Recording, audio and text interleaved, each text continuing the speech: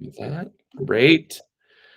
All right. Hello, everyone. Welcome to our next Outlast Roundtable. It is with three of our most recent five eliminated players. Unfortunately, Eli and Jazzy both have work obligations tonight, so they're not able to join us. We will certainly hope they can make it for the big finale reunion we hope to do after the whole season is over. And we may get a little guest appearance from Jazzy if she's able to sneak out of work for a few minutes and jump in, which we hope. But if not, obviously we send them a lot of love. And I would say they both had a lot of very impactful moments in this season. So I hope we do get to talk to them at some point. But I am here with Allison, Sandra, and Daniel. Allison, we'll get to it, obviously, Allison, but we saw Allison go in a pretty wild and epic episode back, episode 4. And then Sandra and Daniel, spoiler alert, if you haven't watched tonight's episode, episode 8, they are the two fallen from the dreaded red and blue group curse. Sorry to you both for that. We'll obviously get to that as well. But I do want to kind of head back. We're going to mostly focus on episode 4 and beyond, since our previous roundtable covered the first 3 episodes. If you haven't watched that, go back and check it out with Stephanie, Lizzie, and Lori. But I do want to kind of dig in because, this is a very unique experience. Daniel, I know you've played a live game before, but this is the first time for Sandra and Allison live. So Daniel, I'd love to hear from you, kind of walking into Outlast, having that previous game experience. Did you kind of come in with any sort of expectations? I know we hear a little bit in the episodes that you're trying to learn from some past mistakes. You had a couple things you had outlined for yourself that these are things I wanted to do.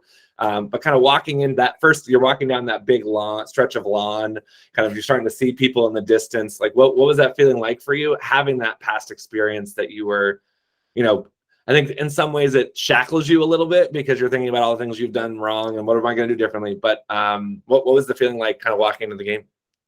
Yeah, walking in, I felt, I think the first thing was like, this is season 1 of Outlast. So I didn't have any exposure to like what to expect really. So like, I kind of was trying to go in with like a blank slate as far as what my expectations were, as far as like who was going to be there, what level of player they were going to be, like what kind of game it was going to be. And I was so, taken aback, I think, ultimately by the level of gameplay that I did see. But walking in there tonight or on that first day, it was like I was trying to kind of like meet people's eye and just kind of like get a sense of like who was there. And like I recognized a couple people. I recognized Jazzy. I recognized Taylor because I watch a couple of these games. So I was like, oh, okay, they're like real, like not threats, but I knew enough about them to know that like, okay, these are people like that I can kind of keep my eye on.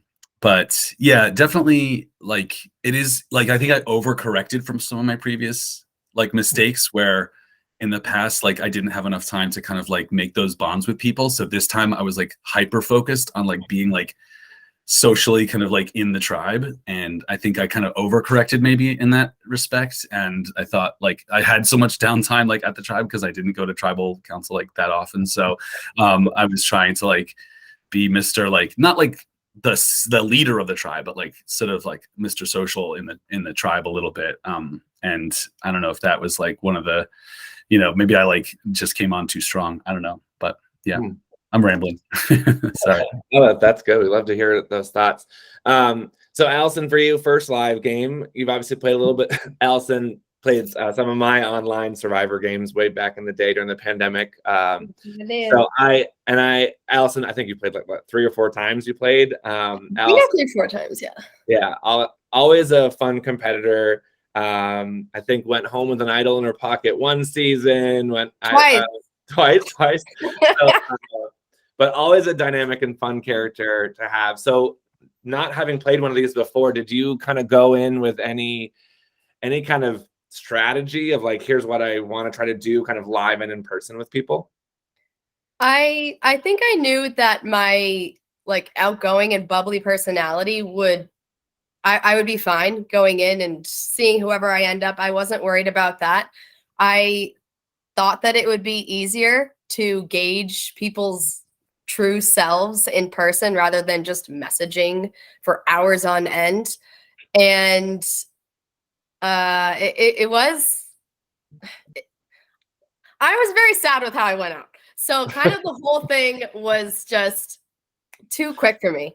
If I'm really looking back on it, I feel like there's so much that I wish I could have done, or I could add more to these conversations. But I just I went in very hopeful and was very unexpectedly cut. Yeah.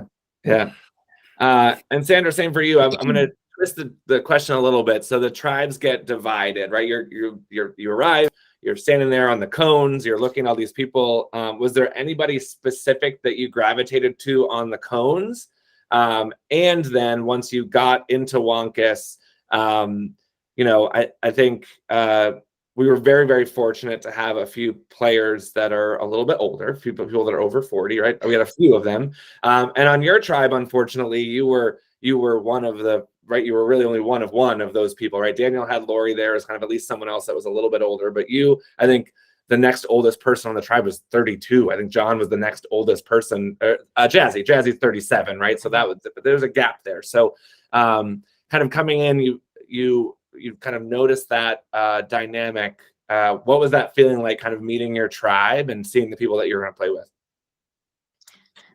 Well, what's funny is I knew going in that being older was going to be, kind of something I was going to have to maneuver around, but the funny thing is a lot of my friends are younger, so I do get, I get along with younger people. So the age thing didn't really make me nervous, because I do get along with the younger generation anyways.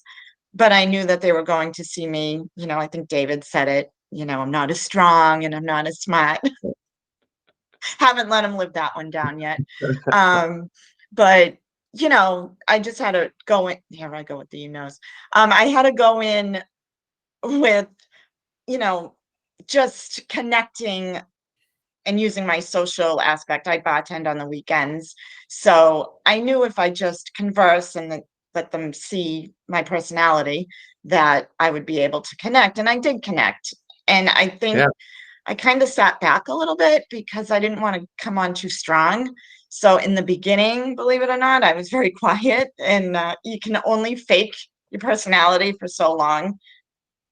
And, I think that lasted like 30 minutes, but but I waited too long. But yeah, I mean, I was super impressed with how well you ingratiated yourself into a tribe of people that, that are, most of them are younger than you, in some cases, in their early 20s, right? So like that, I was really impressed with that. I also, I think we'll kind of get to this as the game moves on, right? But while I think David or Khalil may have mentioned, you're a little bit of the older person, you weren't really ever named as none of the footage were you ever a target that I saw, right, in those early rounds, right? So I think I was really excited that you were able to kind of avoid that target in those. I mean, Wonkus went to tribal quite a bit in the beginning, right? And you weren't really in the footage that I was editing. I didn't see anything around you being a target. So kudos to you on making those connections. This was your first live game experience. So I reached out to Sandra randomly. I think she maybe is in a Survivor Fans of Boston group, I feel like, and I saw her liking posts or something. I just reached out online. I was like, hey, have you ever heard of these live games? And immediately was just drawn to her personality and her energy. So really excited. Was it kind of what you thought it would be, Sandra, going in, kind of this being your first experience, or was it a lot different than you thought? No, it was exactly what I thought it would be. It was hard though, it was trying. I didn't know how I would handle the no food, no sleep. That was my biggest worry. I also had a shoulder injury going into it, so my right shoulder was useless. So that worried me. I actually have a bad back. Getting older, you have all these little ailments. But that being said, it was exactly what I thought it would be, and more. That I am amazed at the community and the people, and you go home exhausted and starving, and then you just want to do it again the very next day. You can't wait to go back and do another one. It's like tattoos. You go through the pain and then you just want another one. And kids. Allison, what was the hardest thing for you? I know you said, probably maybe your elimination was the hardest thing, but up until that point, was there anything was it asleep? Was it the food? Was it kind of just the heat? Like, was there anything that kind of you remember being kind of that hardest part of kind of being in the game? I was okay with the heat, and I was making sure that we all drank a lot of water. I think not having any food was kind of a sucky part for sure. And I know that first night I slept all of like 15 minutes. I was definitely a fire person, and I don't know, I couldn't sleep. So, when you have like the tired eyes the next day, that's kind of how I felt. But also like the adrenaline woke you up. But why don't you give out some more like granola bars next time? Yeah, it's so funny because Daniel, I think in this last episode said like, you have such a grasp on our hunger and like all of our comforts. Right? Like I love that line because it's hard. We're trying to simulate a real, I don't want to say the word survivor. But sorry, CBS, sue me. Like we're trying to simulate a real survivor like experience, right? And it's hard to do in 2 or 3 days. So really limiting that food as much as we possibly can gives you at least a little bit of hunger, right? Like to get a little bit of that taste. And there, I just want to say there was an opportunity in the marooning to get rice. One tribe got it. There was plenty of opportunity when you won rewards to get more rice, to get fruit. Nobody picked that stuff, right? So like, true. We just never won. We got the spoon for the rice. No, didn't have that many options. But wasn't that much rice, just for the record. I think we had a tablespoon. It was pretty limited, but it's hard. Like we want it to be a struggle, but at the same time, right? Like it allows us to be able to give food rewards later in the game because people are actually really hungry, right? So you'll see. Spoiler alert, I'm allowed to give spoilers. Upcoming rewards and things now that we're getting into the post-merge part of the game, there's a little bit of food in the mix. There's a little bit of that kind of stuff because people actually now at the point are willing to give up things or, fight a little harder for food than maybe they would if we'd been feeding them the whole time, right? So we gotta take it away so it's worth fighting for later in the road, down the road. Daniel, I want to you to put your detective hat on, Detective Daniel. You find this piece of tape on the box. There's only a little bit of footage of it, but like how much did that impact your game? Like how much of that was, you're one of the few people that talk about the idols, the advantages in the episodes. Did you ever actually learn who actually had it? Like, did you ever know that it was Nick that found that clue? Never knew. No, I only knew that Eric and German were the ones carrying that box, and I was like sort of locked on one of them having it, and I didn't obviously want to approach either one of them about it and confront them. That's just not a good thing to do in the early game. Like, right. So I was mostly using my confessional time to, in my mind, at least in my memory, like to like work through like how I could find out, what this was that had previously been taped to the underside of the box there. And I think that I've had feedback in an online game that I played from the host where he was like, you got really fixated on this one thing and that was like your undoing. And like, I think that's what happened to me in this game too, where I just got fixated on this one thing and I just blabbed about it to one too many people, I think. And I think again that was kind of my undoing. I think it was just like I have to just be cognizant of the fact that I don't know who has this thing, and it's kind of an exciting mystery is also kind of a threatening thing that like I am now this detective that's trying to like figure out like who has it. Like that's also like to me it didn't seem like a threatening thing. To me it was like let's have fun and like get to the bottom of this like mystery of like who has this clue. But it was not, I don't think it was seen that way when I did approach a couple people about it. Right. And Sandra, some of my favorite footage is you sitting literally on top of the clue. Your hand like almost brushes it multiple times in some of those early episodes. I actually just rewatched the premiere with some friends, and they're like, "Oh my God, she's sitting on it!" And I was like, "Yep." And like I was so glad we captured that moment because it was so funny. Was that like going into the game? This is your first live game, right? But you know Survivor, right? You know those types of things are hidden. Was that something you were thinking about? Like it could be in the box, it could be in, what were you thinking about when it came to like clues and advantages? Well, that's the thing. I don't know where my brain was because I knew there were going to be idols, obviously, and clues, but I think I was just so like into the moment that I never thought to look, in the box or. Well, I knew we looked in the box because, as we said, when we got to the camp, I looked through the box. It's nothing. Like she looked inside. And then, I would look in the woods and stuff for the idols, but I never thought, when I saw people going to when we were voting at tribal councils and looking under the table, why didn't I ever think of that? Like, I never thought of anything like that. I don't know where my brain was. I think I was literally, just too excited. yeah. I think literally every time David votes, we have footage of him looking to the entire. I love that. It's so funny. He got to do that. I appreciated him looking this episode tonight. I saw him looking for me, so I appreciated that. Yeah, awesome. So we'll touch on a couple other quick things pre-episode 4. I want to just kind of overview on the reward challenges, right? So the kind of season by design, we give you 4 reward challenges to kind of get to know each other, learn each other's strengths and weaknesses. We do that on purpose because we don't want anyone going out within the first couple of hours in an immunity challenge, right? We want to give you a little bit of time to warm up.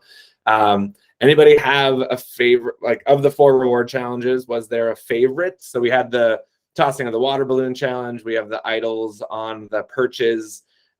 We had the block puzzle, and we had the hero challenge with the tossing of the beanbags. So Daniel, what was your favorite one out of those, and any moment stand out for you? Yeah, well, I just want to say I had actually done a little homework before coming out to play Outlast, and I watched you, Justin, on a podcast, like a live pod, like with the live game reality people, I think, and you were talking about your upcoming game, and at that point I knew I was like, and you mentioned something about being a fan of old school Survivor. So I was like, okay, I'm gonna go back to some of these old seasons. I'm gonna look at some of the challenges. I'm gonna see like what could be adapted into a live game, so one of the ones that I looked at was the color block one with the different, and I was like, okay, I wrote that one down. Like, okay, let's look into like, how do you solve this thing? And for whatever reason, I just like slacked off and I never got around to looking that up, like how you solve that. And so then we get out there and lo and behold, that's one of the ones that's like, that you set up. And I was like kicking myself. I was like, are you kidding me? Like I actually thought of like that this could be out here and I didn't even bother to look up the solution. So that was really frustrating. Daniel. I know, it's so frustrating. But no, I was really looking forward to the. I knew at some point too there had to be that one with the pedestal and the little, knocking people's idols off the paddle. So I was really looking forward to that one. Totally think I pretty much flopped. It didn't do very well at all, but it was fun though to get to play that one. I love that challenge. Yeah, we'll see later though. You're good at tossing things, so it's all right. You made up for it. You made up for it. Sandra, how about for you? Was there a reward challenge that was your favorite? I didn't know what to expect coming into it, what type of challenges and whatever. I think I was the only one that actually read the agreement and read that we might be eating live animals, because when I said that, everyone was said, "What? We didn't see that." I says, "Didn't you read your agreement?" And none of them did. So I'm like, I didn't know if we were eating squirrels or whatever, but so I actually liked the beanbag one, which was the one we were down with Lizzie, because I think that was the one I did the best at. I actually was able to catch and toss to Carlos, and I was tossing to Stephanie. And thankfully she did, she didn't do too good, which not thankfully, but she made me look better. So yeah. And I'm actually really good at puzzles, and I did order some puzzles off of Etsy to practice, but none of them you used, so Sorry that about didn't that. help me. Allison, obviously, I'd love to hear what your favorite one was, but I also want to hear from you because you were actively a part of the bartering that happened in the fourth reward challenge. Yeah. I love that we captured some of that on camera. It was a cool moment for us to see that we were starting to see the tribes interact in a way that felt strategic and felt like there was some sense of like, maybe at some point there's a swap. Maybe at some point there's going to be something where I need to have some relationships with these people. So take me back to that bartering, and what do you remember about it? What was interesting to you? Is there anything that stood out that maybe we didn't catch on camera too? Yeah, I was also going to say that was definitely my favorite challenge. In terms of the actual roles, I definitely had it easiest, but I loved that I do feel like I kind of initiated that bartering because obviously German and David were super strong fellas and they didn't seem to be moving, and you Wonka's people had everything you needed. And so we needed Flint. If we didn't have Flint, then what would we have at night? Nothing. I think I did start it with like, you guys have everything. What do you want? Just draw. And like David and Kim were definitely talking a little bit amongst themselves, and then one of them said, I can't without talking to somebody else, and then they got John involved. And German was persistent with me, like, make a deal. So we did it. That was fun, and I'm glad that was caught on film, because I feel like that was one of the good moments of mine. Yeah, cool. Awesome. So I'm gonna touch on a couple of other kind of pre-episode 4 things, but I do want to get us to the exciting stuff. So I want to go back to the first Wonkus vote where we see Stephanie go, what a wild first tribal, right? Like for our first tribal to have a tie and like all this like split voting and all this like chaos, I was like, I'm living my Survivor dreams right now, because a lot of times that first vote is kind of boring. It's kind of like, what it's going to happen. So Sandra, take me back to that moment. Is obviously you were involved in that plan to kind of mix things up a little bit. So what was that tribal like for you? Oh my gosh, it was so stressful because first I went in saying I'm not going to lie, and I'm going to be loyal, and I was very loyal, and that's just something, I'll always be a hero, I guess, as opposed to a villain. But it was going to be a boring vote. It was supposed to be Stephanie, and it never changed, and everyone said Stephanie. And then the Sandra, 4 of us, Jazzy. Was that mostly because of the reward challenge performance? What do you know? Why did people tell you why? I think it was because of her performance. Okay. Yeah, it was definitely because of her performance. That was the only reason why. It kind of just, you needed a person to vote off, and she made it a little easier, even though it was still hard to do because we love Stephanie, obviously. We all got along great, and you don't really know people that first vote all that well. So it was Stephanie, and then the 4 of us, Jazzy, Lizzie, Stephanie, and I, went for a walk.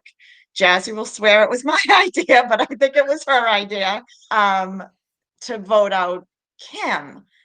And I saw Kim as a big threat anyways from the get-go, because you could see she was a leader, and I would have loved to have gotten her up, but I knew we didn't have the votes because I knew they had a 5 strong. And I says, no, it's Stephanie. And Jazzy wouldn't vote Stephanie. She's like, I'm not voting for my girls. And I said, oh gosh. And somehow they talked me into to voting Kim. They said we had the votes. Because, oh, I know. Yeah, that's right. They were supposed to split the votes on Lizzie and Stephanie. And we brought Carlos into it, which was the biggest mistake. Yeah. And he told John, and they didn't split the votes, and that's what caused the tie. But I would have kept Stephanie, and once it was the tie vote and Kim knew that the 4 of us went against her, I just thought, oh shit, my time's done. Like I just totally screwed myself. Yeah. Because I was kind of in the middle. Right. You know, Yeah. so, but I knew I wanted to be with the 5 because I figured even if I'm number 6, that's stronger than being on the bottom. So Of course. yeah, Yeah, that was I was tough. so shocked watching that footage because I did not know in the game that that's how it all went down. And so I was literally learning about it as I'm editing the episode. I'm like, this is crazy.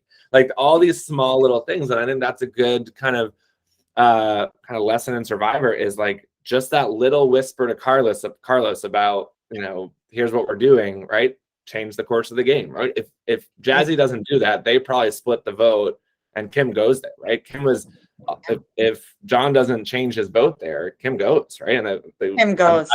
Yeah, and that was literally on the walk to tribal council. It Yeah. wasn't even before, it was on the walk, which I think Carlos says, you know, you bring me in last minute, and that's, I don't know, it's crazy. Yeah, so it was so wild. And like I think this was talked about, but I played a small kind of live game called Millennium Park with Kim, and when I walked back to the voting booth, Travis is like, "You will not believe what's happening," and it was just so wild. It was just so wild. Because yeah, I mean, Kim is a huge threat, and like I think it. As much as I love Kim, if that move is pulled off, like that's brilliant. It's brilliant. Like it would have been. It was.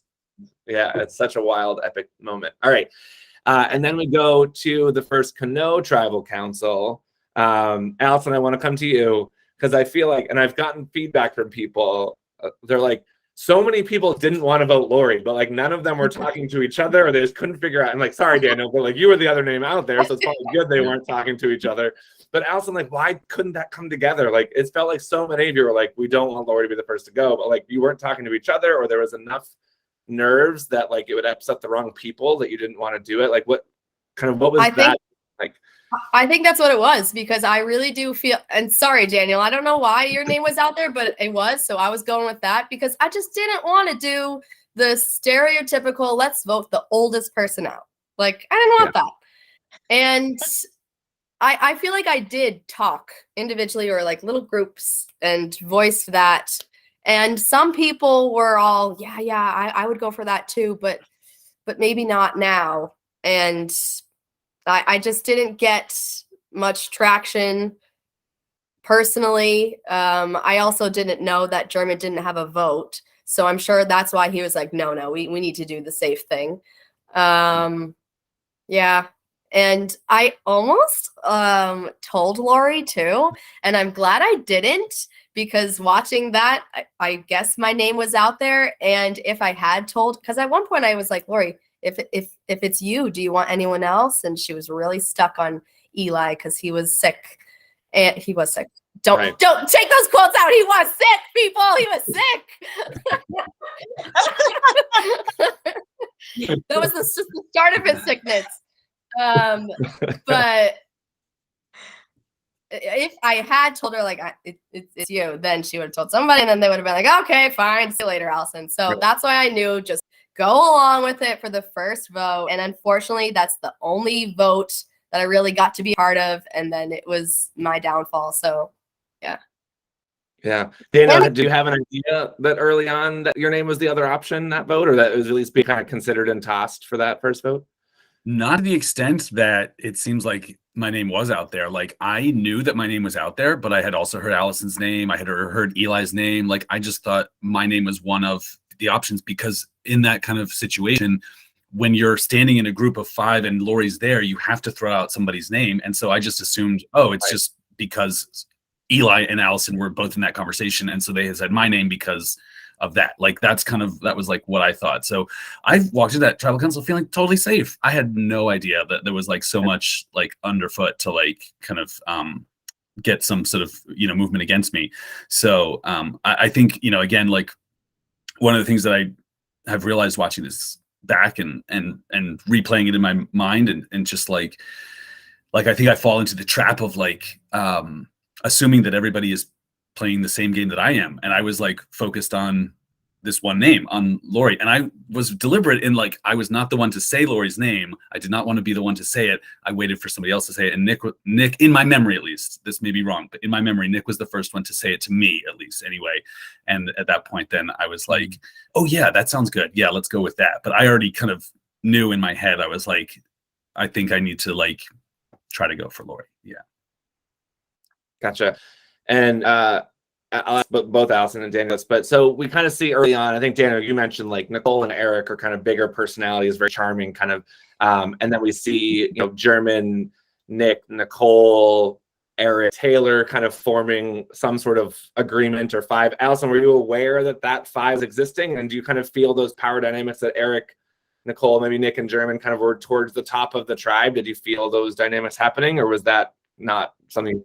I did not. And like, I see that as a possible downfall, even though that didn't do me in, or I really was trying to stay very neutral and kind of make individual connections. I feel like personally, I didn't do too much of that before the first vote. So I had no idea that there were actually small groups. I could see like, okay, I always thought that Nick and Nicole were closer than I would ever be with Nick. I felt good with German, but then I also saw him talking to Taylor. So I was aware of other connections, but I definitely wasn't a part of many strategic conversations before we had to vote.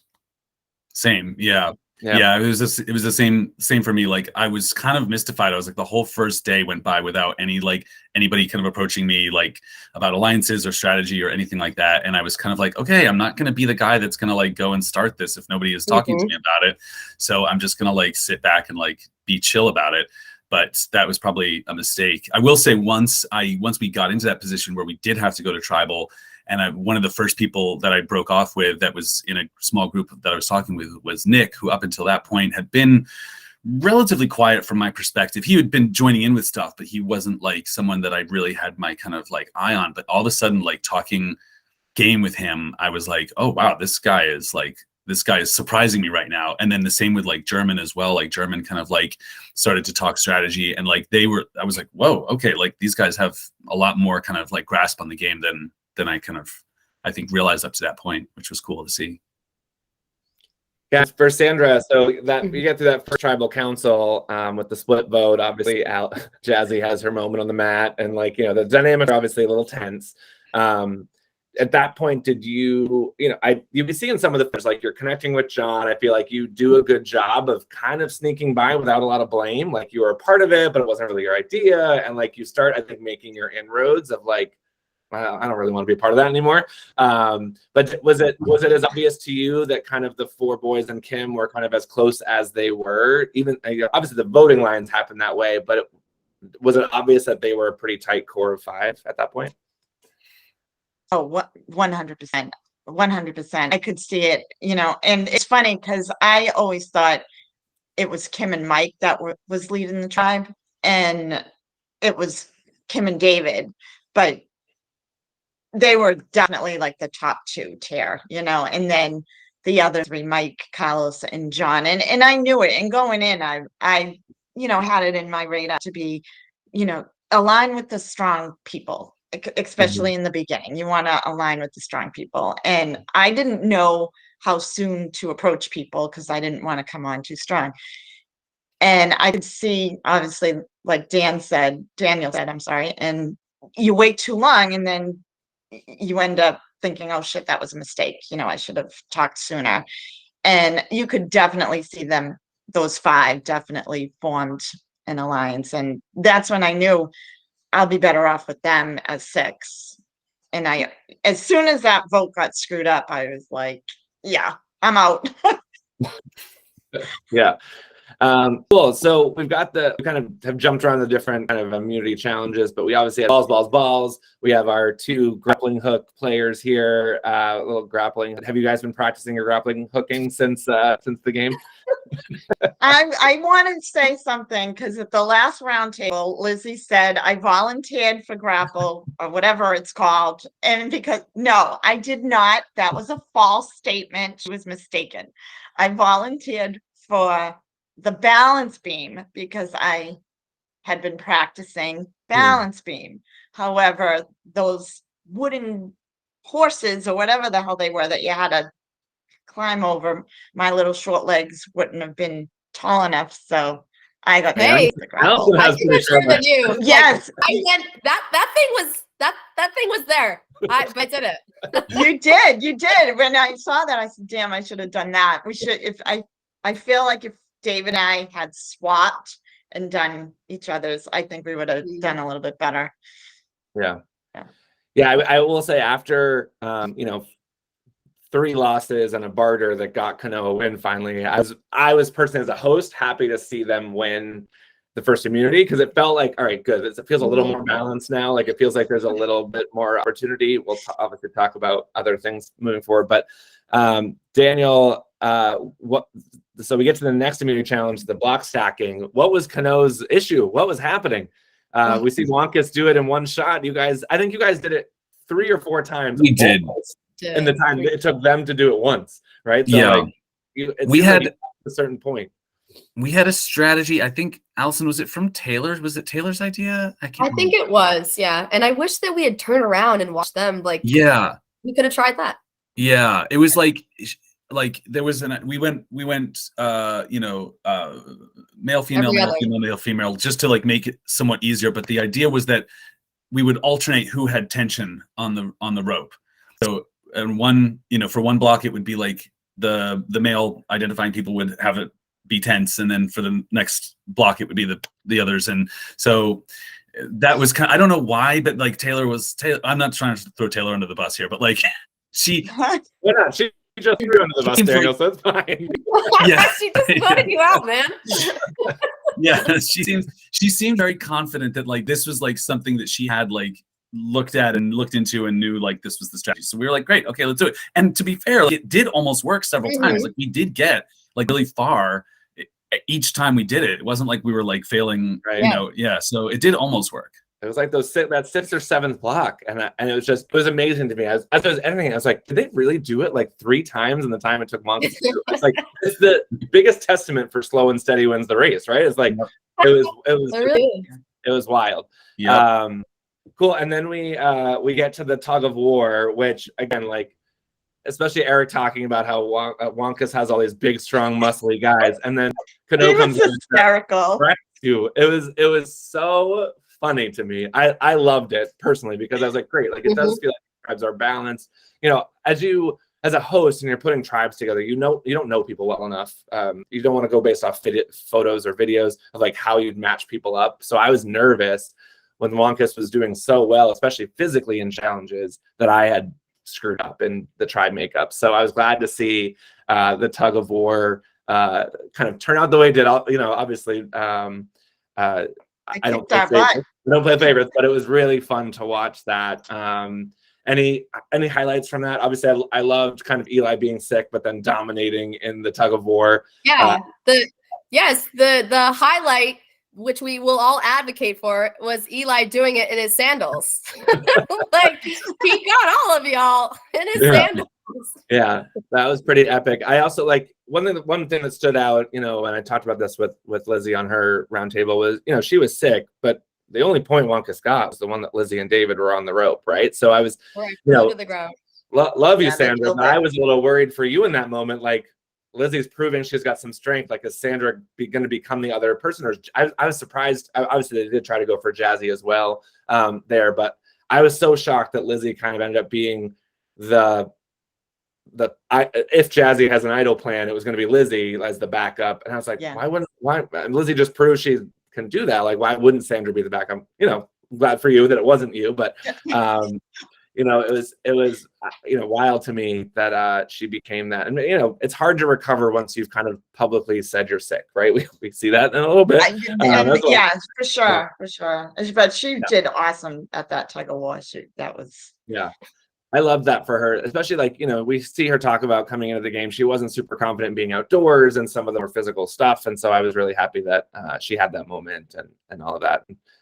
We love Lizzie. So, all right. So we get through that tribal council and we go in. We're now into our episodes here of episode 4, and we have a swap. There's a lot to talk about here. I think I'll probably ask you this, Daniel, because I have some specific questions for Sandra and Alice, as you might expect. But Daniel, a little less impactful for you for the swap.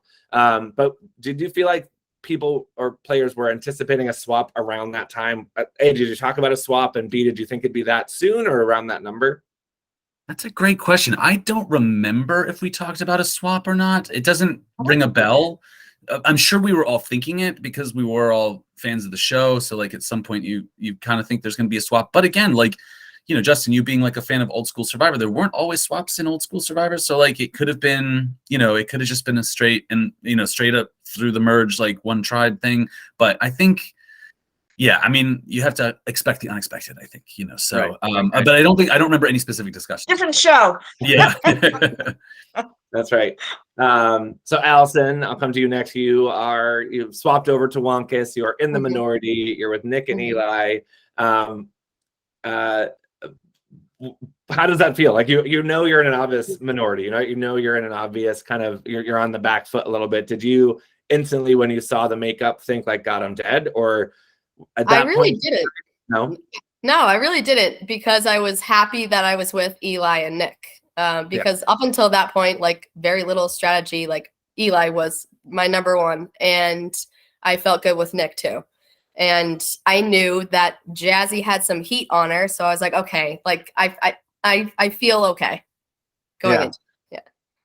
Cool. And Sandra, you become our Outlast outcast. You go to exile where there are no cheeseburgers. That was talked about many times.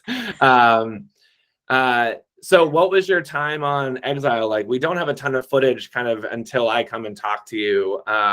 But you're at tribal council, you're just kind of hanging out there. There was a turtle, we know that much. But like, were you looking for idols? Like, what was your time like on exile? Okay, another total brain freeze. Because again, I've been watching Survivor. I don't know if you're supposed to say that, but since day one, since the very first season. So I know, they didn't have exile way back then, but in the later seasons, you go to exile, you look for an idol. Well, did I look for an idol? No, I didn't do any of that. I think I got and Amy was with me and she wasn't recording. So that was another thing. I was like, well, if they're recording anything, like maybe there's really not anything here. That's kind of, and I did like move stuff, but more to try and find a comfortable spot to sit. And then we got attacked by this snapping turtle, but kind of like cornered, not really attacked, but cornered by the snapping turtle. And I feel like Amy and I just kind of focused on the snapping turtle that was burrowing and laying eggs. And we were just so fascinated by that damn turtle that time went by, and then and total brain freeze. It's all good. So no, I did not look for an idol. Oh, good. And I can reveal to you now there was nothing for you to find, so you didn't waste any time doing Thank God. But I come visit you and I take you to the Outlast opportunity. Now, did you have any idea that was even something that was out there? Like, did you know that? I assume you didn't know Carlos had been there already, right? I had no idea. I really thought that I was the first one. I had no idea that German had been there.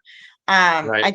Because he was there before me as well, right? So I had no idea that Carlos had that, because I know in the last roundtable you had asked Stephanie what she thought, and I thought the same thing as Stephanie. I was more like, how did you not find anything? How did you come out with nothing in that bar, whatever we did, what is it called? The marooning when Carlos grabbed the marooning, yes. Yeah, I thought the same thing. I'm like, how did you not find anything? So I had no clue that someone had already been there, let alone two people. So I don't even think I hesitated when they asked me, which box to pick. I was like, well, that's a no-brainer. Outlast. Like, why would I not pick anything but? I have to tell you, like, the fans were so excited because up to that point, everyone's like, why is no one picking Outlast? Like, why? It's the name of the game. So I thought multiple people being like, finally, someone picked Outlast. And you get the legacy advantage. We see that, we'll talk about that as we get closer. But to tonight's episode, but it's had up until where we see in tonight's episode. I'll jump ahead a little bit. Had you told anybody you had it up until the blue-red chip situation? No, I did not tell anybody. No, okay. And that was another strategy of mine. If I had found an idol, unless someone saw me, I wasn't telling anybody. I always think people are really dumb when they tell people I have an idol. Like, that's the worst thing you can do in my opinion. So I did not tell anybody until Nicole, who happens to be on the other tribe, was the first person I actually told, but I was in, desperate situation and hoping that she'd, work with me. But yeah, I didn't tell anybody. And so we're while Sandra's on exile, we've got our 2 callers here for the blindfold challenge, which is maybe just don't be the caller. Maybe that's the that's the rule of Survivor. Don't be the caller. But so Daniel, I think like pretty early from what I saw, you were like kind of deemed the caller pretty quickly, right? There wasn't a lot of hesitation. Was that something you kind of volunteered for, or was it kind of put upon you? I believe I volunteered for it. I know I wanted to be a caller, and just because I have like a theatrically trained voice, and I was like, I know I can kind of be heard, and so I didn't know what the puzzle was going to be, but I knew I was like, I'm pretty good at puzzles. Like I could probably figure this out. It was a lot harder than I thought it was going to be, but as it turns out, but I did have like some confidence that I could take the lead in that challenge. Yeah. Yeah. Allison, you also have a theatrically trained voice. Was that we see the footage that you're a little hesitant. I think more so about the puzzle portion than the calling portion. So kind of what ultimately led you to kind of finally put your hand up for that? I honestly just thought it would be really fun. I didn't even think I am not good at puzzles, and I did say that, and I heard that Jazzy was good at puzzles, but I was kind of like, I don't want Jazzy to do this challenge. I want to do it. So I was fine with it. And I wish that I had peeked over at Daniel's at any point. I don't know if I would have figured out that it was a son, but I definitely, lost it when it came to the puzzle. But I was just excited to be that person. Yeah, it's a challenging puzzle, I will say. I was very impressed, especially to be you kind of, there was some distance, right? So you're kind of outing people, and like it was probably a little hard to see it on. Especially Allison, you're a little shorter, right? So it's probably a little harder to see the pieces and what you've got in front of you. Yeah, I also I have to say you're like little oohs and ahs and all that. I loved it. I was dying. That's what I said. It seemed like it was gonna be fun, and I just wanted to do it. Yeah. Between that and then John's high stepping as he's running out into the field, like I was dying. That whole putting that whole challenge together was so for me. I love them into the grass a lot. That's right. Yeah, there's a lot of footage of them just aimlessly roaming the grass, and I couldn't. It was hard. The episode was so long already, and I'm like, I can't. But it's so good. That was funny to watch. Yeah. So Allison, your tribe loses. Daniel, congratulations, your tribe wins. You're safe. I'll go to Daniel first. Actually, I know you talk about it later, but so I kind of already know the answer, but I'm gonna ask anyway. Like, should you have thrown that challenge? Looking back, should you have thrown that challenge? Looking back on it, no, because at the time, yes, I definitely. If you'd asked me like in the moment, yes, I definitely should have. But looking back at it now knowing what I know, having watched some more episodes, like I was not in a good spot as I thought I was, and I'm really glad that we didn't. Yeah. I wonder, it's always shoulda, coulda, wouldas, right? Or what ifs, right? Like I wonder if, I think Kim and Carlos maybe got some traction in that group over time, but I don't know they would have had it right in the beginning. So had you lost that challenge, I think the 4 of you would have stayed strong. I do think Kim probably goes in that moment because she was seen as such a threat, potentially. I don't think you were necessarily at risk there, but it is interesting to think like, that obviously preserves Allison, Nick, and Eli on the other side a little bit longer.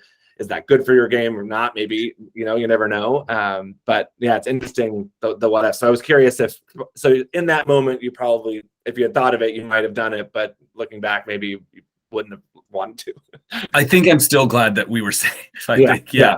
Honestly, like I think safety is what you want. And I think like, in my view of the game at that point, the people that I was with there on New Kano were from the original Kano were the people that I wanted to more move forward with in the game anyway. And rather than, no offense, Allison, like love you, absolutely. And Eli too, and Nick as well. But like, I didn't have as much, I thought like of a connection with them as I did with the other people that from original Kano that I was with. Right.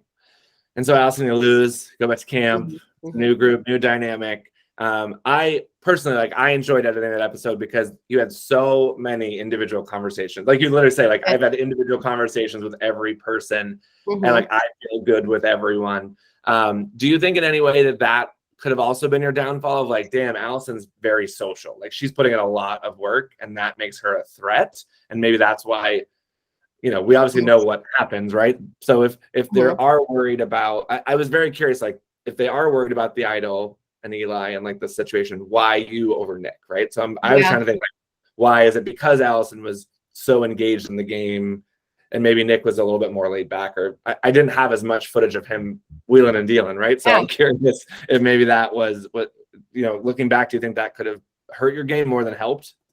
I mean, maybe. I think that the boys were really just all gung-ho about the boys. And so I don't think I could have saved myself over Nick.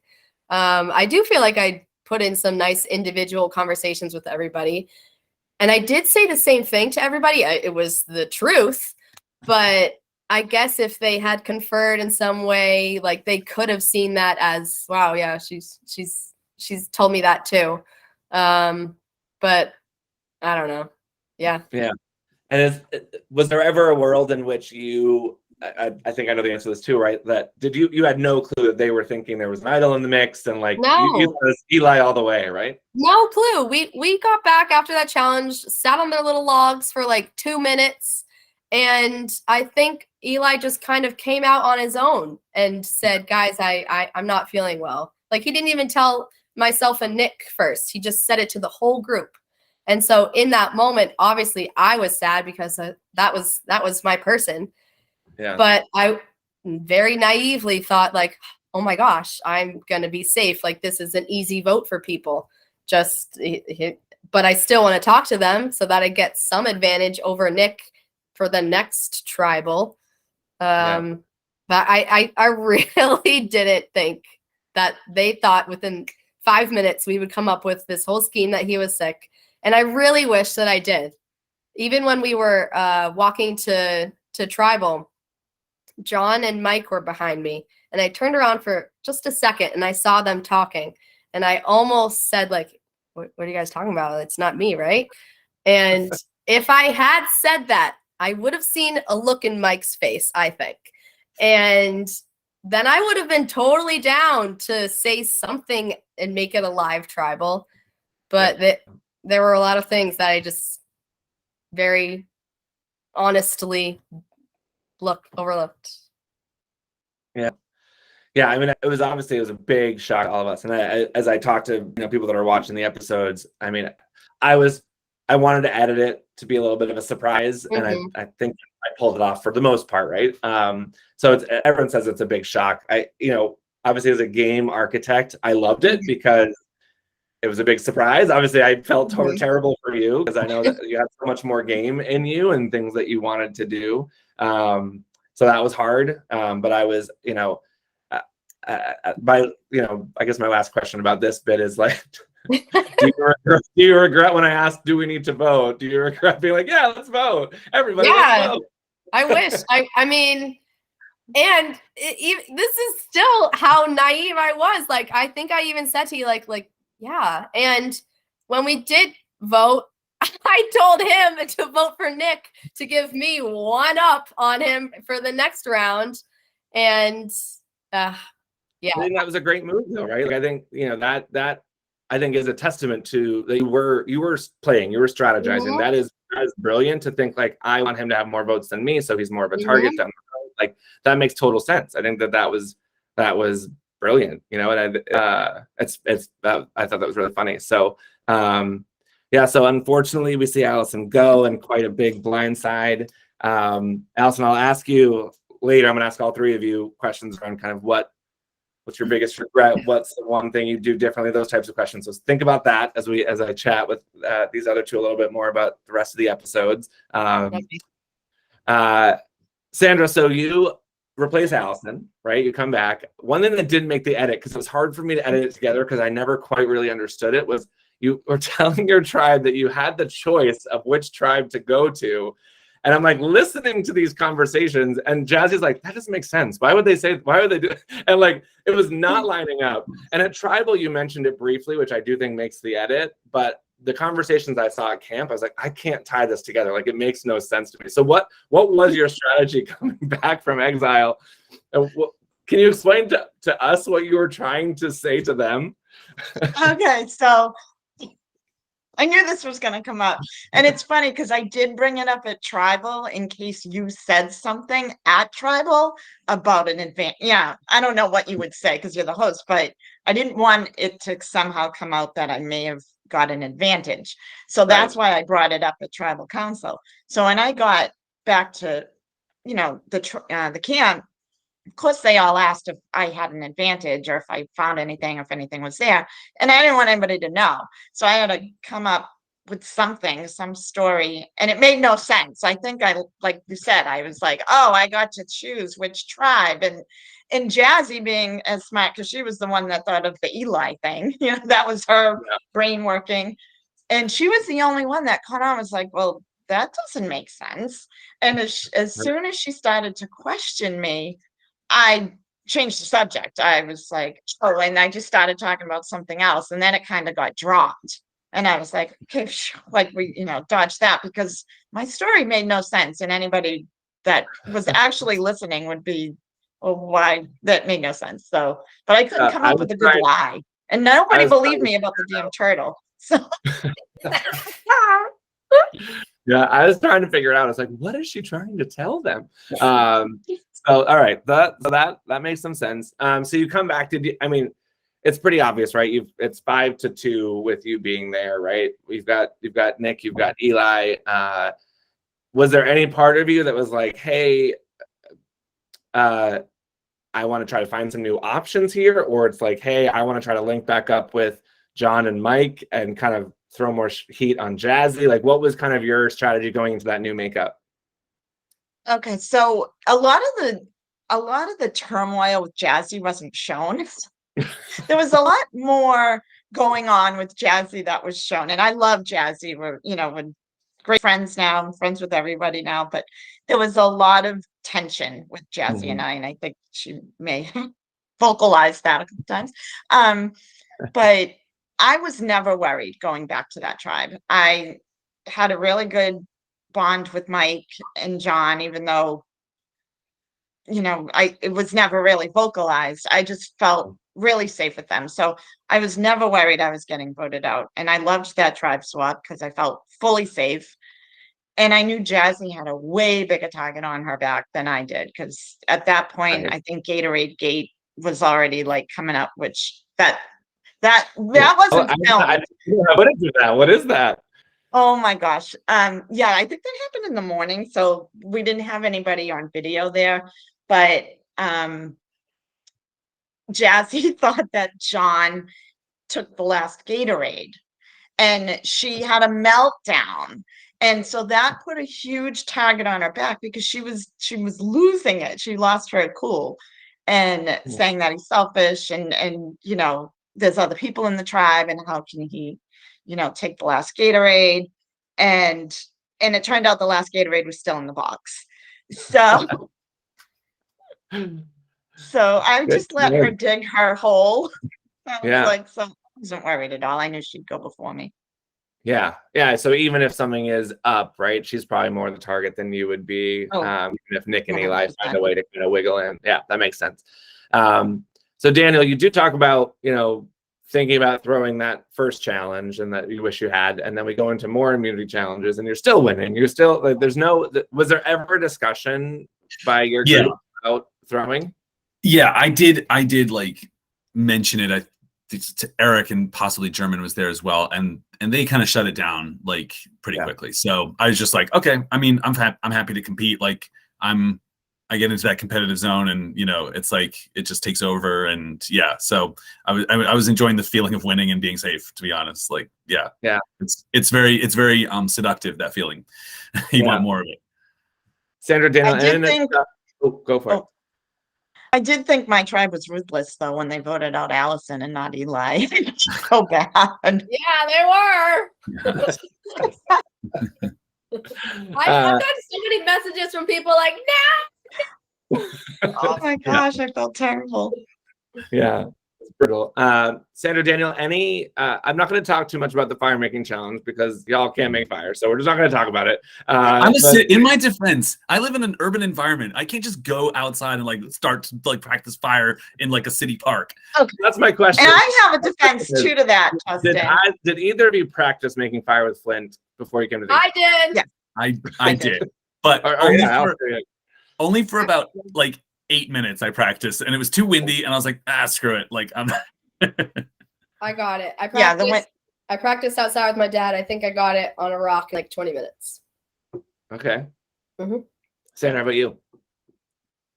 I practiced. I actually still have my flint, and I had my son showing me how to do a little fire and how to stack it. But in my defense, nobody was listening to me. Yeah, there was definitely a lot more tension between you and Jazzy in that challenge that isn't shown too, right? There's a lot of like Jazzy kind of, she does make fire, like she knows that stuff. So I think her kind of taking control, I think she also probably was feeling a little bit on the hot seat in some regards. And, I think she wanted to win, right? So I think she was, wanted to have her fate in her own hands. But yeah, it was, and I think Taylor mentioned to me at some point, she's like, that flint and steel like wasn't the right kind or whatever. I'm like, it's the same flint and steel that we had all weekend that gave you in your camps. Like, I don't know what. It was a little stick that was hard. Yeah.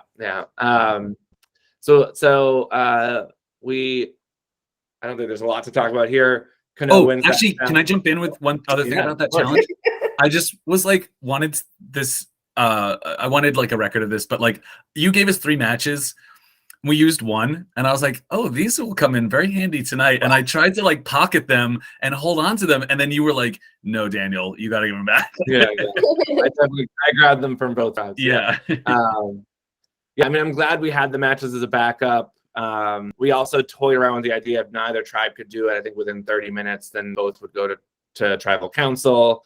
Some sort of punishment for not being good survivors. But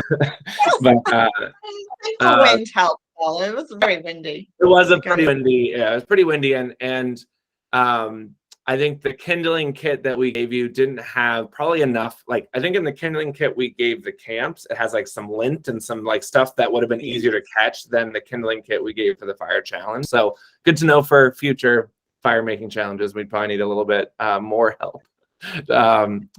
So Wonkus loses, and Eli basically says like, no voting. I'm just gonna go. So Allison, I have to come to you. Yeah, go ahead, come to me.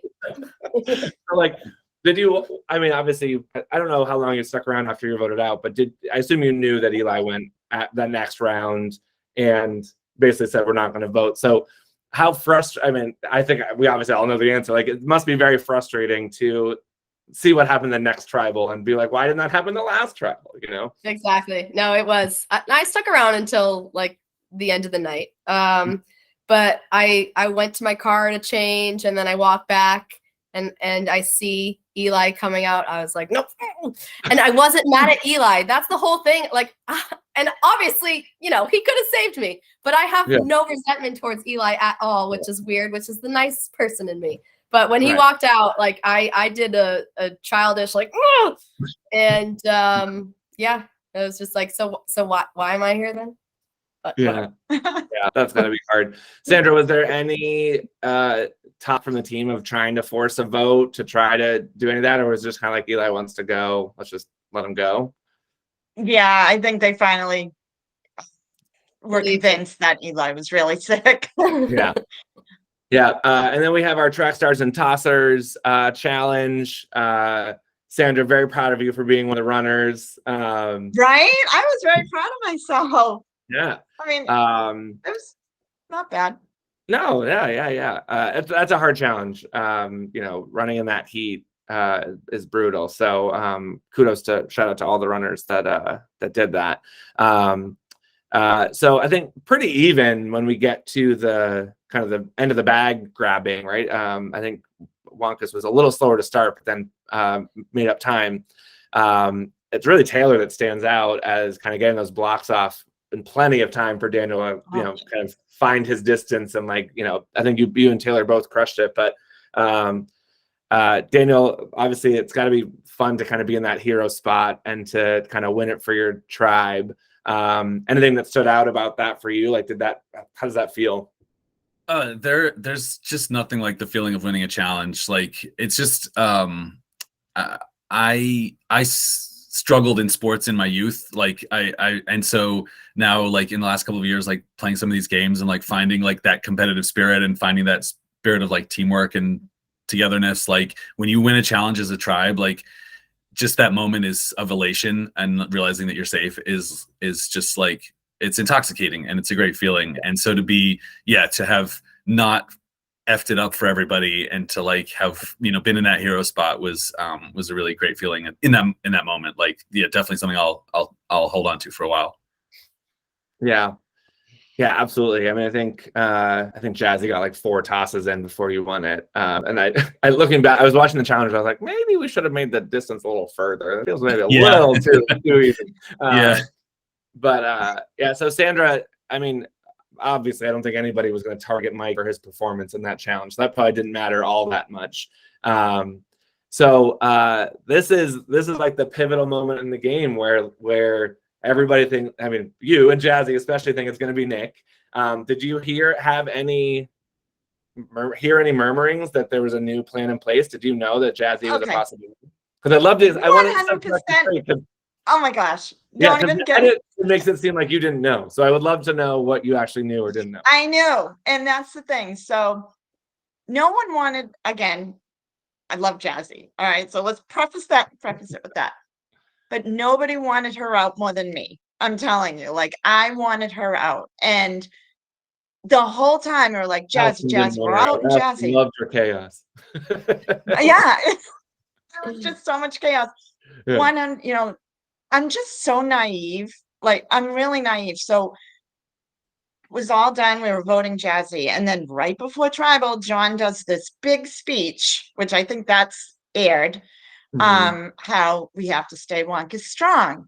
Well, he was saying it for Jazzy's benefit to throw her off. But me being gullible and naive, I'm thinking, shit, we're saving Jazzy? Like, are you kidding me? And then on the walk to Tribal, I turned to Mike. I'm like, what? I think I said something. I don't remember what I asked him. He said, yeah, but he misheard what I asked. Okay. So I can't, because I think I said Nick or something. He thought I said Jazz, and it was like we just miscommunicated. And I was so pissed when I wasn't part of that vote. It's like, are you kidding me? Jazzy's voted out, and I wasn't even a part of it. I'm like, that really pisses me off.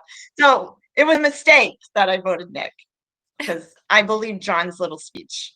Got it. Okay, that's good. That's good clarity. I don't understand.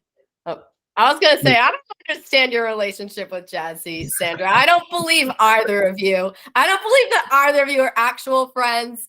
I don't know. I don't know what to believe. This group chat too, I can't.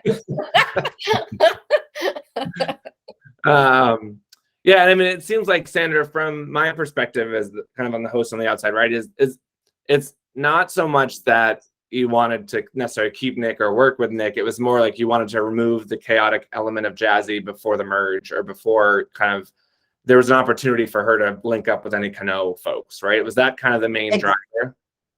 100%. 100%. I knew Jazzy was gunning for me as well. So, I wanted her. I didn't know Nick at all, because I wasn't really around for the first Tribal. And then, I knew she was after me, so I wanted her first. And I also knew that she already had a target because of all the chaos she's been causing. So and then they all felt bad that I didn't vote Jazz.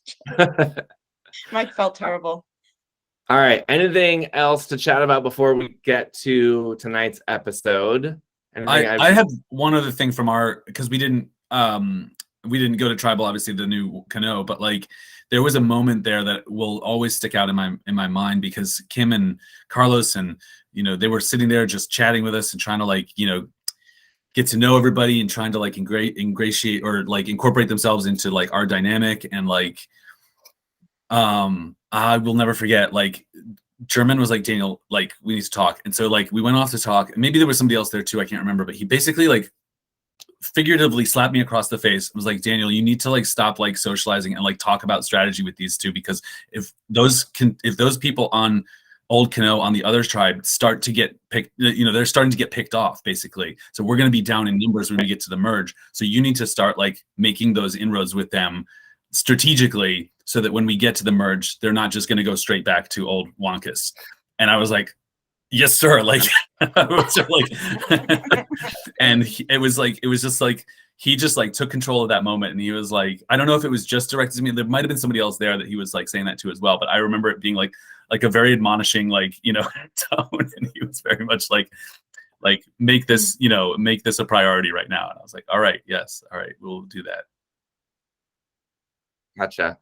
Awesome. So we went to tonight's episode. Actually, Dan, real quick, did you have any sense that did Carlos try to leverage his steal a vote in any way? Like, were you aware of that? Did he didn't bring it up to anybody? We don't have any footage of him doing that, so I wasn't sure if he tried to use it as like a tool to get in with you all at all. No, he didn't mention it to me. At least he may have mentioned it to somebody else, but he never mentioned it to me. No. Cool. All right, we go to this episode. Allison, I'm going to come to you first. How do you think you would have done in the box challenge with your feet up on the box? I think you didn't get to play. It definitely would have depended on who I was paired with.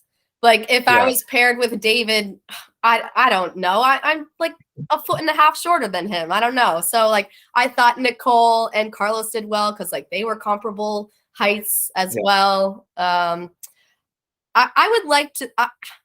I wish that I could have done some endurance challenge, because I do think I would have surprised myself and others. So I don't know how I would have done, because it would have depended on my partner, I think. Fair enough. So Sandra and Daniel, you're both in very similar positions, right? Which is why we're talking to you tonight, right? You end up kind of in a not official swap, but kind of a twist, screwed up situation.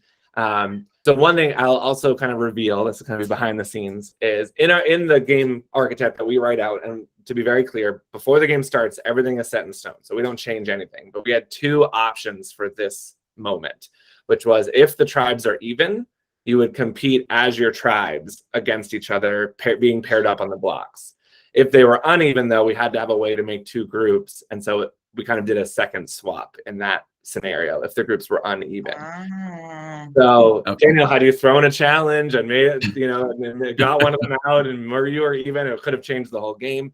That's how the format was written, was if they were even, we just pair them up as is. You'd stay in those tribes, and each person would have one immunity on each of those kind of already formed tribes. But because they were uneven, we did the red and blue chips. So I'll go to you first, Sandra. You pull the red chip, you see the group you're with. Do you feel like you're on death row right away? 100%. I'm still getting text messages. Auntie's gone. My nieces are like texting me. Yeah, I knew instantly, like, I'm screwed if I don't win immunity.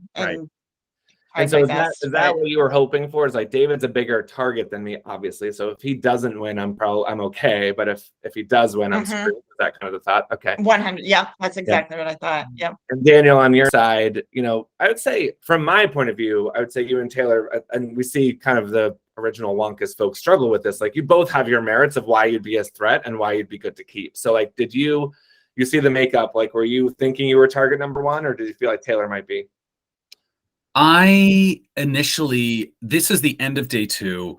The lack of sleep is catching up with me. The lack of hunger is catching up with me. I see the 5 other people that I'm with, and I'm like, oh, I was on a tribe with Taylor, with Kim, and with Carlos. So like, we have the numbers. So like, my addled brain of like was like not catching up with like the actual situation, and so then it gradually dawned on me. Your blue group was the one I was most interested, because to German's point, right?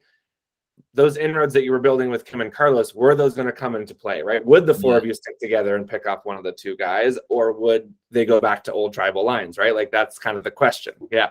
Sorry to cut you off. I was really interested to see how those dynamics would play. I think Sandra and David are obviously in a minority situation where there's maybe a little more wiggle room for you and Taylor. Yeah. There was like a little glimmer of hope there, and I was to be honest, like really, like I mentioned, like struggling mentally at this point, and the fact that we were on such a tight timetable that we had 20 minutes, my brain kind of shut down, and I kind of relied on Taylor at this point. I was like, I want to work with Taylor. Like, I'm not gonna like throw her under the bus. Like I did a little bit, I guess, but like, like, Well, I do want to ask you, was that, so Yeah. we have footage, right? We showed it tonight. Was that legitimately saying, I will turn on Taylor? Or because you and I were talking about, let's say we're going to turn on each other, but let's not, and you don't vote for her. So was that Right. footage actually you saying, I'm going to turn on Taylor? Or was that kind of your ruse? It was me kind of going, I didn't have like a grand picture of like how I needed to play this. Like I was just going conversation by conversation, saying what I thought I needed to say. And Right. because of the mental deterioration at that point, like I was kind of just like flying by the seat of my pants. That's, you know, spoiler alert, that's probably my biggest regret, you know, for the end of this conversation, that I wish I had fought harder and had more mental clarity at that point. But it was the end of day 2 and everything was just catching up with me. And I was just feeling really stressed and really, like, honestly, started as that 20 minutes went down, I started to feel more and more defeated. And so I kind of like, I do think there are strategies I could have played at that point that would have been beneficial to me. And I just didn't think of any of them. And like, so I did say I would vote against Taylor. And that was just like, in that conversation, that was true. But like the next conversation, then it wasn't true. It was just like, yeah, I was just trying anything I could, basically. And do you have you as a cast talked about, had you voted for Taylor, that becomes a 3-3 tie, right? The way that things break down. Have they told you if they went to a revote who it would have been, if it would have been you or Taylor? Do you know? I can ask in a future podcast with other folks, but I'm trying to think if that has come up. I don't have a recollection if that has come up in our group chat. It's probably something. You want me to ask real fast? I'll do a quick text. Yeah. It's Q&A. Yeah, so I'd be really curious, like if you do vote Taylor, right? Yeah. You know, it becomes a tie. What happens in that scenario, right? You and Taylor don't vote, so the 4 of them really decide who it's going to be, right? So I'm super curious, and obviously you didn't know about the vote steal. What's so funny about the vote steal? Taylor obviously votes for you, but it doesn't matter because it's taken away. But then Carlos just basically fills the vote back in with another Daniel vote, right? So like it kind of doesn't really matter. Unfortunately for Carlos, yeah. So that was interesting. All right, so Sandra, your 20 minutes, you know, a little bit different, probably. You know, it feels like you have the most heat on you. David's obviously, we see him trying to work stuff, but also I think he's recognizing it may not be working. I think he's more focused on trying to build some other relationships for a longer game. Yeah. We probably see you connect the most with Nicole. Did you feel like Nicole had something she could have said? Like, did you feel like that was your best avenue? Absolutely. Nicole was the only one that actually even gave me a glimmer of hope.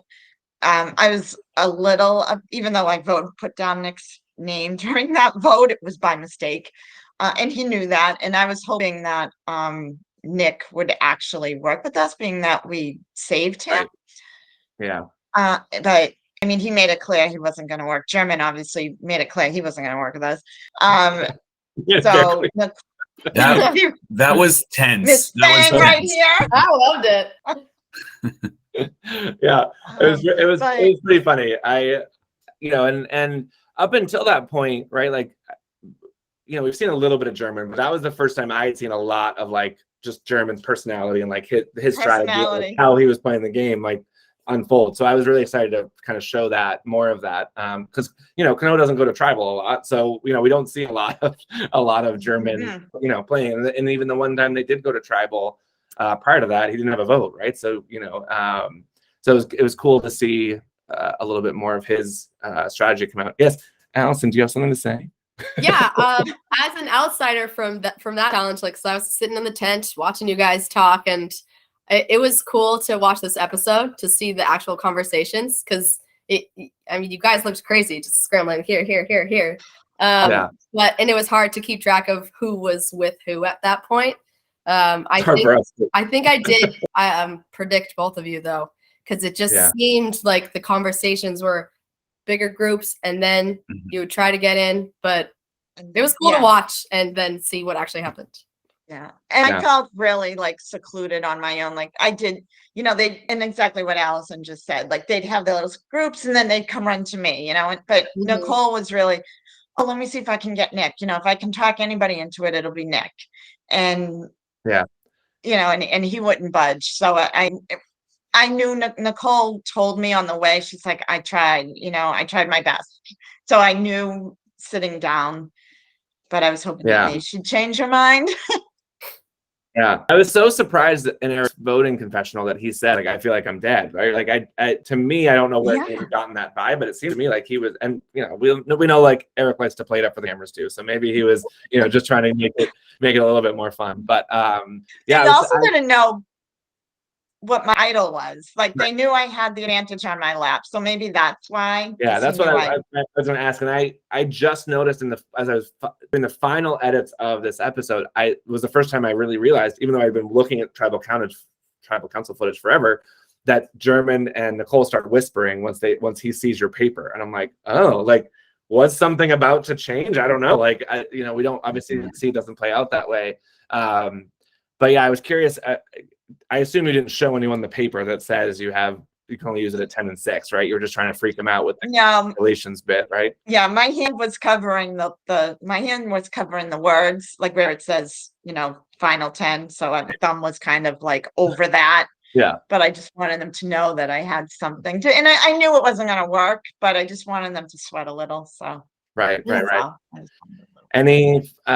obviously get into a couple quick final thoughts, a little lightning round of final thoughts, but anything else from kind of that strategy session or those tribals that stands out?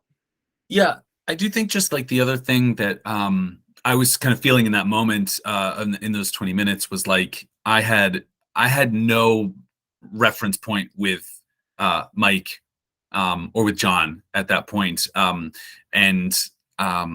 And I did a little bit with Kim and Carlos, but I didn't have very much like leverage because I hadn't been to tribal council, because I didn't have those kind of that information to barter with them and to sort of like help my case along. And so like that definitely, like from that perspective, like, yeah, maybe it would have been a better idea to like throw a couple of challenges to go to tribal more, because that would have given me some more information to like, help my case a little bit, I think.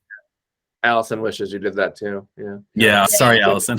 And it's interesting too. In tonight's episode, we see, I love watching John as a player is so funny. Like I love watching him because he talks to Taylor about voting out Carlos. I'm like, what? Why would that would never happen? Like, why is that conversation even happening? And one thing I didn't allude to, Allison, going back to you, right? Like, we see the whole scene in your episode where John talks about making this fake alliance with you and how like you and him are going to make a 4 with Sandra and all this stuff. Like, it took everything in me to keep a straight face when he was talking to me. Ooh, sorry. You didn't believe any of that. No, I didn't like the tone. I didn't like the way he was talking to me. I was like, okay. Yeah, it's so fun. Like I love watching him play because I feel like whether it's bullshit or not, like he is willing to have any conversation with any human, right? Like he just puts it all out there. And I love those kinds of players. I think it's a different type of chaos than a Jazzy, which is a lot more outward. It's like he has these more intimate kind of chaotic moments that I think are really fun to watch. All right. I want to get to a couple of little lightning round questions. I know I'm keeping you a little later than I said, but last bit, anything else we haven't covered that we should cover? Nope. Great. Thank you for providing a porta potty. Oh, you're welcome. You're welcome. Spoiler alert, we hope to get 2 for this season because 1. What? We might get 2. That was because we will likely have a bigger cast size and a bigger production team. So I think 1 porta potty would be rough for that amount. So we're looking to maybe get 2 this year. Wow. Actually, I did have one. 2 last little questions before we lightning round. Daniel, were you surprised when you saw Taylor voted for you? Was that a surprise? Yeah, I was a little bit surprised. I wanted to work with Taylor. I thought that like she wanted to work with me. So yeah, I was surprised by that. Yeah. Yeah, that's fun. Like, I think there's a little glimpse after you go that they're chatting at Tribal, and I couldn't make it out, so I didn't subtitle it. But I think Carlos asked Taylor, "Did you vote for Daniel?" And she says yes, and kind of confirms that like she did that, not knowing that he took her vote away and like all that, right? And like I think that's what it seemed like. He kind of thanks her for not voting for him, kind of that kind of deal. And so I just thought that was kind of a cute moment, but I couldn't make out the words enough to like really subtitle it. But that looks like it. And then Sandra, why did you will the legacy to Mike? What was the thought there? Because I think a lot of until this episode was you were very close with John and Carlos, right? So I think we all assumed it would go to one of them. And so I'm curious. Yeah, well, okay, so I was really close with John, and like you said, John and Carlos. And then I started feeling a little on edge about Carlos. I felt like I couldn't really trust him, as I felt like he was really playing me and just telling me things I wanted to hear. So that put him out of the running. And then it was definitely a difficult decision between Mike and John. But I think with the whole Jazzy vote and seeing how genuinely like upset Mike was that he screwed that up, like within keeping me in the loop and making me think I was supposed to vote Nick. Like he genuinely felt so bad. And I don't know. I really bonded with Mike on that swap. Like we just really got really close during that. So yeah, that's why he got it. But it was definitely between him and John. I just kind of went with Mike. Yeah. Awesome. All right. Last little lightning round of questions. First question is, looking back, what was your favorite moment? Like when you look back, what stands out as like, this was a great moment, had a really good time at this. Like, what was your favorite thing? Allison, I'm going to start with you. On air wise, I loved the challenge where I got to do the balance beam, and that was our first win. Like everybody in all of those little sections really succeeded, and I really liked that win. And off camera, I really loved our first night. We had some fun conversations on our tarp by the fire, and we got to know some things about each other, and I thought that was really fun. I keep hearing whispers of this chat, and I'm like, I don't want to know the details, but a lot of people bring it up. So, all right, Sandra, how for you? What was your favorite moment looking back? Oh gosh, there were just so many. My favorite moment was just the camp life. Like, you know, I just liked bonding with everybody. And actually, not to copy what Allison said, but that was already going to be in my mind. Like the first night, like actually, I mean, I think Stephanie mentioned we played games, you know, like, you know, have you never, have I ever, or whatever. I don't even know those young games people play now. But, Those kids. you know, the bonding with everyone, you know, that was probably the best. I feel like I could have done better at challenges. I feel like my shoulder injury really held me back. So none of the challenges really stuck out. But I wish I could have showed like more of my puzzle ability, because I am really good at puzzles. But yeah, I think it was the bonding, and that's the best part of it all. Yeah. All right, Daniel, how about for you? Mine is actually, I think, that final challenge that we saw tonight. I think that was a moment that I really surprised myself with how long I lasted in that, and it was something, you know, I felt really good about it until I looked over and saw Kim and David just like chilling there, like cool as cucumbers. They were killing it. I was like, oh man, I'm like really proud of myself, and I look over at them and I'm like, oh my god, I'm never gonna win this. Okay, so. But like I did walk away from the whole game with that as like a really great like memory of like, wow, I really pushed like beyond what I thought I could do in that challenge. Yeah, and that's what I love about these games is, you know, you find those moments, right, where you're like, I didn't know I could do that. I mean, I've played some games where I am sleeping in the rain, in the cold, I'm shivering, and I'm like, and then you look back, like, I never knew that I would put myself through that, especially if, like, not for $1 million. And like the fact that you survived those, or you like surprise yourself in a challenge or those types of things. I love those moments. So that's one of my favorite things about creating these games is you provide people the opportunity to have those moments, to make these bonds, that kind of stuff. So that's lovely to hear. We'll go backwards this time. What is maybe the one regret or one thing you'd love to go back and do differently? Is there a moment in time where like, I wish I could go back to that moment and make this different decision? Do you have any regrets, Daniel?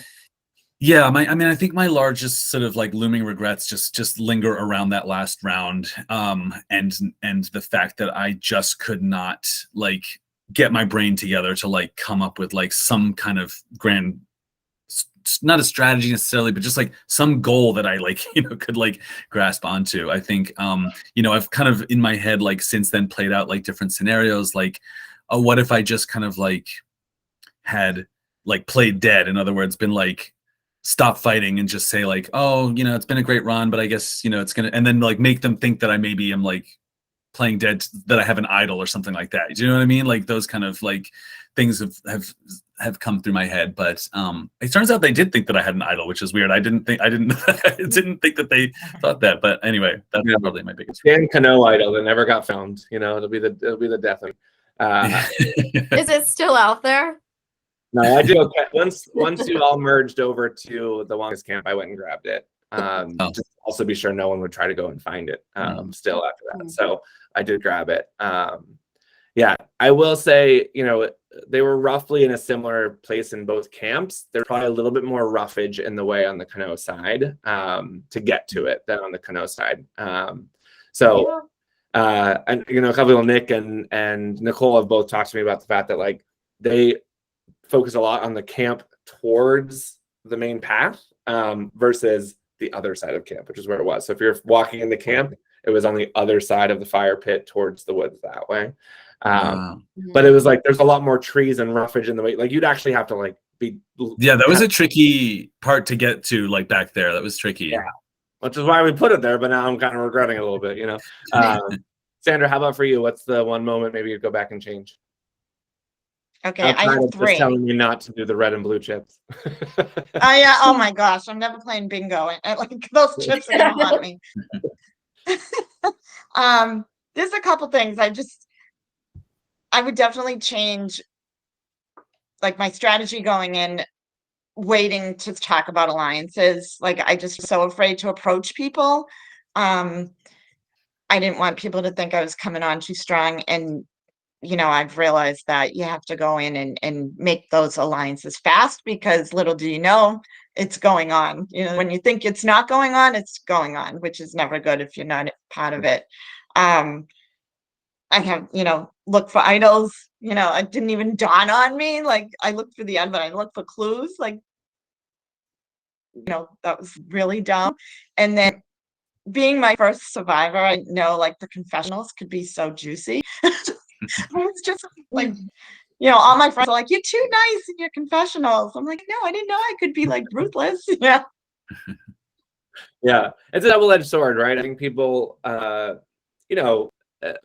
it's a hard thing as an editor as well. Like, I don't want to make anyone feel uncomfortable because they've said something that they don't really want to be on air, but I assume anyone that's saying things in confessionals know that it might be on air, but no one ever, I think, is like intentionally trying to hurt anyone's feelings. And so it's like this weird dynamic of we love the honesty, we love the juiciness, we want that stuff, as long as everyone knows that it's like within the context of the game, it's how we're feeling in that moment. It's not, game. Yeah, it's the game. It's not a reflection of that person or what happens outside the game. But it's hard, and I've been on the receiving end of some harsh confessionals as well. And it's not fun. It's certainly, you don't love, and I also give pretty juicy confessionals myself. Right. So, I think it's a fun dynamic. Not every game has episodes and film shows confessionals. So, it's kind of a little bit different for every game, but yeah, it's an interesting dynamic. And I would always recommend, we love as a production team for you to give us as much juice as you are able and willing.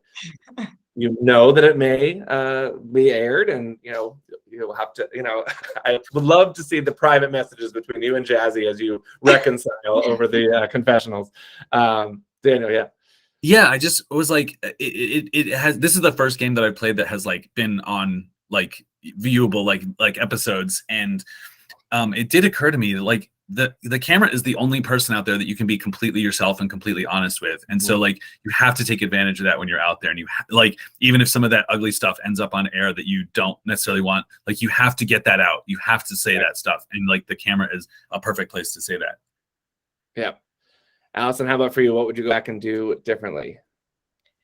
Well, obviously thinking about my vote out, I just didn't have any possible conniving thoughts that the others did, and I wish that I had thought of that. I was too like one-sided, and this is what they're saying. This is an easy vote for me, and I should have known. I should have thought, because if it was reversed, I might have thought the same thing. So what they did, yes, was a smart blindside. I hate that I was just a casualty to it, basically, because what did you gain from that? But I guess and then how I felt like, oh, I should have said something, or it seemed, I think I was in watching games, you see some people play like just go with the flow with what the majority is going. It's too early on to stir anything up. But it was a 2.5-day game, and I wish that I was more vocal. Mm-hmm.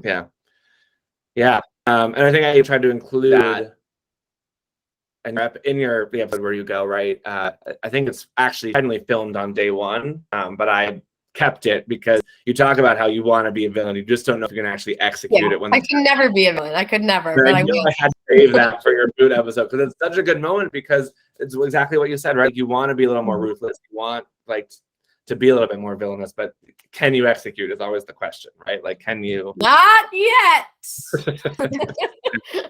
All right, and this may be a little bit tied to that, but what would your biggest piece of advice be for our Outlast 2022 cast going into the game this summer?